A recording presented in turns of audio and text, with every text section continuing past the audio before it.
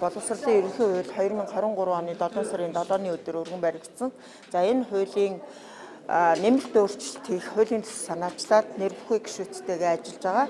За одоо удахгүй энэ хуулийн төсөл маань бас өргөн баригдаад хэлцэгдчихвэл энэ бол Монголын ирээдүйд Монголын багш нарт бас нэлээд чухал нийгмийн асуудлыг шийдсэн ийм хууль өргөн баригдана гэж хүлээлттэй байгаа. Боловсролын ерөнхий хуулийн дээр одоо 15 жил тасралтгүй ажилласан багш ажилтны нэг хүүхдийг төрийн өмчийн ихтэй сургууль үнд хөдөлгөөний сургана гэдэг 13 дээр заалт байгаа байхгүй. За энэ заалт нь юунд гацаагаад байгаа вэ гэхээр нөгөө тасралтгүй эрэлттэй тэргүүлэх мэргэжил гэдэг үг нь бас багш нар ажилчдад хүүхдээ оруулахад нь тэг болж байгаа. Энэ асуудлыг бид нар тасралтгүй эрэлттэй тэргүүлэх гэдэг өгнүүдийн хуулиас авч байгаа. За хоёрдугаарт нь одоо багш нар одоо тэтгэврийн насн дээр маш их анхаарал хандуулгээд бид нар руу шаарддаг. Тэгээд тэтгэврийн насыг эрэгтэй 55, эмэгтэй 50 настай тэтгэврт гарах хууль эрх зүйн орчин бүрдүүлэхийн төлөө бид нараас энэ хуулийн төслөө нэмэлт өөрчлөлт оруулаад явж байгаа.